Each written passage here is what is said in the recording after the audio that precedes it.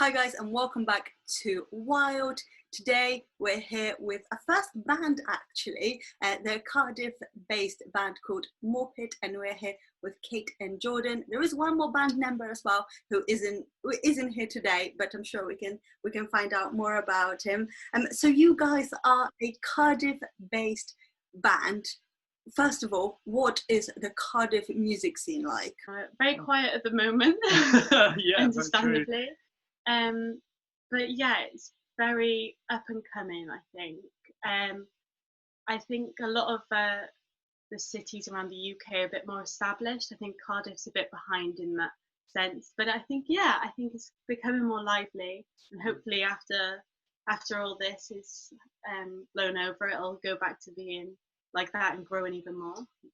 Yeah, that's a good venues though. Like I do particularly. There's a really good venue that we went to called The Moon recently, which is quite inviting for new acts in particular. So it's quite easy to get in and talk to people and meet people and network and stuff, which was a nice starting point. And yeah, it seems like a pretty nice place because it's new to us, which is cool. So, yeah, exactly. Yeah, that's what you want. You want venues that are nice and excited about new artists and as you said, welcoming to them. I actually did go to a gig in Cardiff to see Flog and Molly. I'm not even sure if you're familiar with the band. I was trying to look for when it was, and it was so many years ago I couldn't even find it. I think it was like 12 years ago. I really wanted to find out which venue it was so I could see what you guys thought, and yeah, it was so long ago, I don't even know, but I'm sure that that Cardiff has loads of really exciting venues now anyway. I remember there being like 2 or 3 main ones kind of a few years back that people went to. So the biggest question of the day is, what is Mawpit? What does Mawpit mean? Wow, that's a really big question. Okay, so back in university, I basically sat with friends, and this was about a year or 2 ago, and we, sitting around just having a few drinks, talking, and we got onto the subject of bands and stuff like that, and essentially it was us having a conversation about different band names and all that, and I started writing a few down, and this topic of Star Wars eventually, and essentially I tried to describe this thing in Star Wars, describe a monster in Star Wars, and then I showed it to Kate 2 years later, and you were like, oh yeah, I like that, because it reminds me of a Pokemon. Yeah, a Pokemon that has big teeth. Yeah, big teeth. Yeah. Basically we're nerds, and I think that's kind of how it all kind of works for us. But I would say that also kind of links to why we wanted to go for a bit of a spacey theme as well. That's, well, for me anyway, when I was like, oh, I want to kind of have this weird cosmic kind of theme to the band as well, and that kind of stems from that idea. When you picked that out, I was like, yeah, we could probably go with that too. But yeah. And how would you describe your music? Punchy. Yeah, that's a good one. Quite snappy sometimes. Yeah. It's quite diverse as well, because we've got ballads, we've got quite, I don't know, punchy songs, and softer stuff. It's a bit of range, but it's quite politically driven as well. That's something, and really, as to kind of elaborate on what you said, it's it goes from kind of wall of sound, sort of very big riffs, very just can be quite incomprehensibly big sometimes, with a lot of reverb, that can also be brought right down again to quite somber, but then beautiful, kind of nice ethereal kind of melodies as well. It's something that I think we're trying really hard to create a really interesting soundscape, because obviously there's only myself with a guitar and Alid on drums and then your vocals, so we're trying really hard to be quite creative with effects pedals and song structure, and definitely it's really, so it's a difficult question to ask at the minute, because we're still kind of experimenting with a lot, early stages. I really like how you have quite a very rocky kind of a vibe, and I think it's different, and you don't see as much of it nowadays, and it's really refreshing to see something really cool and young people as well doing something that was very popular, say like 10-15 years ago. It was a big kind of vibe. Then it kind of went away and everybody focused on pop and grime. But I feel like rock music, it's about to make a comeback, and I feel like you guys have it's about it just the right we'll never know. just the right time. I really hope so. Yeah. Yes, me too, honestly.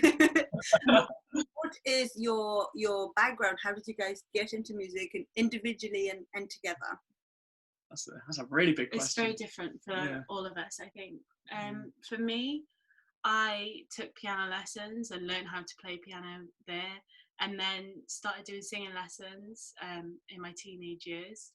And I started doing jazz singing and like soul music and show music, and that's how I found my style. And I was making pop music in my teenage years, and then we met at uni, and that's when we started collaborating. But you've got totally different background. It's pretty mental for me, because like for like the longest time I didn't really have a thing. I didn't do music when I was too young. I mean, I tried clarinet when I was like really young, but it didn't gel with me very well. But yeah, it was like when I was kind of about 15, I properly took up guitar. Like I took it seriously, and that was the kind of thing that I wanted to do. And I knew fairly early on that I wanted to do music, and it was something I really wanted to do. But it took me a long time to kind of convince myself that it's something I want to try and put more effort into, and then maybe like go to uni to do it and stuff, which is what we both met at uni after 2015. Yeah. Wow, that's such a long time ago now. Like it's mental, but yeah. But you and Aled were already. Yeah, that's right, and that's pretty much where I just like before uni I got with the drummer we have now, who's a childhood friend of mine when I was back in my teens. Yeah, we played in a few bands together, just making a lot of noise in his small bungalow, which we were very popular with the neighbours for a long time. But and that's kind of where, for me, I was very rooted in like punk rock and kind of like grunge and stuff. And like, you know, my parents kind of showed me like, you know, The Clash and Dead Kennedys and Nirvana, Smiths, like The Cure, all that kind of stuff, like ranging from all kinds of different guitar music and stuff. And I then really kind of came into my own and found all like the stuff that I listen to now, which is kind of more like hardcore, like punk and stuff, and emo, and just experimental, very weird, like contemporary music, which inspires what I kind of do for the guitar for this band, definitely. And yeah, it was a long journey, but we got here eventually. I think that's uni. Where did we go to uni? We both studied music at Bath Spa University. Ah, exciting! I actually went to a college in Bath, so really? Oh, no way! Wow. I'm familiar with the place, not so familiar with the music industry there, but yes, it's beautiful. Wow. But yeah.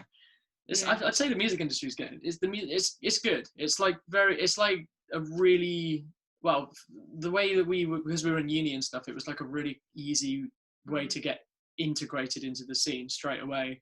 And there was like an abundance of really good bands and just talent and stuff. So, and the venues, like, although they aren't huge or there aren't many, it was a really good way to kind of like practice what we our craft and get into it. And like that's the one thing we learned by coming to Cardiff, is that we feel like so much more experienced when it comes to gigging like now, and what to expect and how to go about doing it, which is pretty cool. So and I think you're spot on with saying that. I think good bands are about to make a comeback. There hasn't been anything too exciting for a while, and also as much as COVID has been a terrible thing to happen, it's also given people the space to create, to really reflect, and I think that great music is going to come out of this tragedy, as it always does. It's usually takes something terrible for something great to come out of it musically. So it's very exciting.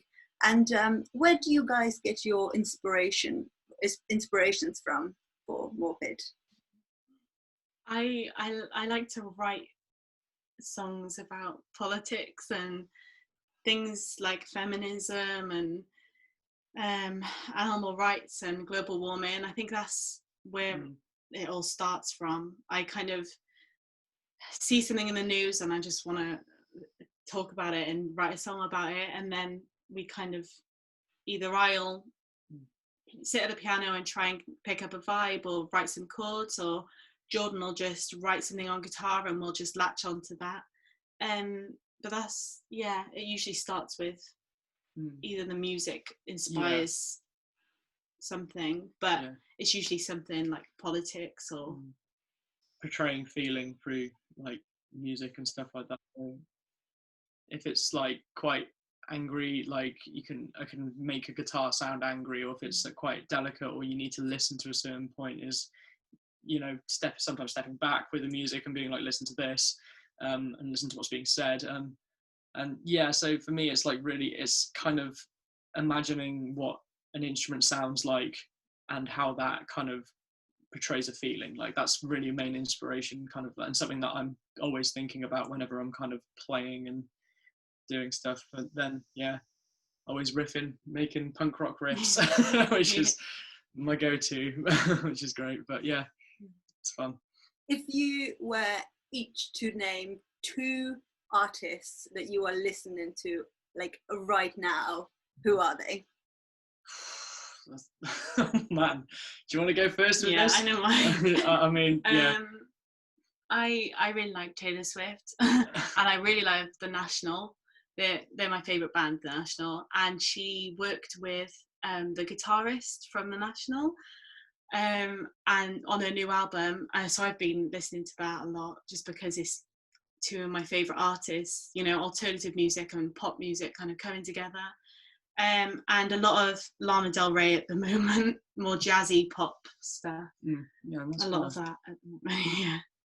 I'd say for me, it's like I'm quite obsessed with a band called Drug Church at the minute, which is kind of like a small hardcore kind of band who have got this very bizarre kind of style, again, very riff orientated and very strong, and it's really interesting music because it's like the singer has, and freely admits he has no talent, so he's just barking away about things, but then at the same time it has this very genuine and real feel to it. Like it's again kind of like similar to what I was saying with writing guitar pieces. I like the way music is expressive and how it feels, and like you can feel the weight behind the anger because it feels like just a average person like shouting about everyday issues, like not being able to pay the rent or having problem with family, or like, you know, and just generally struggling with things, relatable things and stuff. And I really like that. And they have that, and then this amazing ability to make, I could sing like the riffs and the top lines the guitarists do, and it's like I absolutely love that to bits, and it's super catchy. And I don't know, to be honest, I've just obsessed with this guy called Simon the Magpie as well recently, where he's just this absolutely wacky Swedish guy who invents, like, he takes toys and invents music out of like musical toys and remixes it and puts it on Spotify, and it's just so funny and so out there, but also again it has that playful aspect to music, which I think, and experimenting, which I think is really important. And it's very easy to kind of forget that kind of, when you get really serious and into music, it's like you go down one path and it's like, oh, very professional, very cut and clean. But I always think it's important to experiment, to find out what new things you can make and strange, weird stuff. Absolutely. I think it's really important to stay creative and to keep experimenting, to see what else you can come up with, and not get too stuck to rules, and actually just have some fun with it and see what you can come up with. And you have recently released your single Nature's Curse. Tell me everything there is about it, please. Oh, whoa. After you. It's been a long journey. I mean, as you know, it's about the fires in Australia, which is something big to the world, and I have family out there, so it was something that affected our family. And yeah, it's just been a roller coaster of our first song really. It was more of an experiment of how things were going to go, just yeah, it's been a really, really fun experience because it's been taken in so well, and it's a song I have a lot of, you know, I really love that song. It means so much to me, and I know it means so much to a lot of people because of the message behind it. And it's been so well received, especially for our first song for a new band. Yeah, I've just enjoyed every minute of it. Yeah, me too. I think it was like we really wanted to like open or like come in with something quite strong and like that had a good point, and it was hard to kind of ignore it, like kind of thing. So, and I think we realized that was going to be the song we wanted to start with when we first played it in the rehearsal room all together, and because it just kind of happened really naturally, and it wasn't too difficult. Like it just like you get that feeling, and it's like, yeah, this is good. And yeah, I felt that it was a really nice departure from what we were currently doing in our music projects prior to that as well. And like I've released music in the past too, and it's the first time is always the most difficult because it's like you're having to learn so much about how to set things up and put it on Spotify and how to sell yourself, and it's like, how do we sell ourselves if we've done nothing, you know? Like especially with COVID, we were set to play gigs and stuff, and like obviously COVID happened and it was like, nope, can't do that. So we were kind of faced with this obstacle to start with straight away, and it was more on the lines of being like, oh, let's not despair, let's see what can we do with what we've got and hope for the best. Yeah, and see, and like that's, I mean, I whipped up a lyric video in place of like a big music video production, like, and which was a massive learning curve for me, but also I'm really proud of that. Like I was quite happy with how that turned out, and just all the little promotion videos as well. We asked our good friend Tom Dodd, who's a photographer and videographer, to do some little shots for us, and we were like, let's make stuff out of that. And yeah, really using our contacts to our advantage and stuff. It was a big learning curve more than anything else. Yeah, I think so. And I think it's really nice that people have been utilizing this quite a difficult time to see what they can do to, as you said, do things outside of the box. Okay, I can't release a music video. What else can I do? How else can I put myself out there without having the tools that I usually would have? And sometimes really wonderful things come out of that exact thing. And what are you guys working on at the moment? What have you got coming out next? Well, we've been very busy, but we've got things lined up. We've got another single coming out very, very soon. Which we're really, really excited about. But Jordan's got another band, so he's quite busy with that at the moment. And I'm buying a house, so yeah, just very, very busy times. But for the band, we've got this song coming soon. Yeah, it's coming out. Should we tell them when it's coming out? Is that right? Well, you can look out for something will be coming out on September the 11th, which is coming up thick and fast because time seems to evaporate nowadays. But yeah, we feel a lot more prepared though this time around, which is nice. So it's like I'm fingers crossed it's gonna run a lot more smoothly than the last one. But at the same time, it's really exciting because it's another track that I feel that we had that, oh, this is exciting kind of like, and it took a bit more work to get down what we wanted, but as soon as we got into that rehearsal room, it just kind of came alive straight away and was like, this is super solid. And like, yeah, and it's a bit more experimental, which I'm interested. More rocky, less ballady. Yeah. More, I don't know, like just hit straight away. Yeah, like, very. Doesn't punchy. Waste any time getting dirty and like, yeah, it's just. Which is really exciting. Yeah, it's gonna be fun. We're hoping to get in the studio whenever possible as well and record, because obviously everyone's been writing at the moment, and we've been writing some new material, so hopefully we can get that recorded. That would be nice. So for next year and stuff like that. Yeah, it's just about kind of keeping that momentum going, isn't it, and putting stuff in the pipeline for us to come out, because I mean we do have another song as well that we're kind of sitting on, waiting for the right time to see when that's going. But our main focus is on the next single, which out next month. Yeah. Obviously it's all about adapting at the moment as well, so you've just got to see how things go, but we're so excited. We cannot wait to hear everything about the new single, so keep your eyes peeled on our socials, as we'll definitely update you as soon as the song comes out. But thank you so much for joining us today, guys. It's been really great, really interesting to get to know you and see find out more about what the band really is about. All of Mawpit's links will be linked down below, so go and check them out. All the social media and all of the music will be available in the box down below. And yeah, we'll hopefully see you guys soon. Yeah, we look forward to it. Thank you very much. Cheers.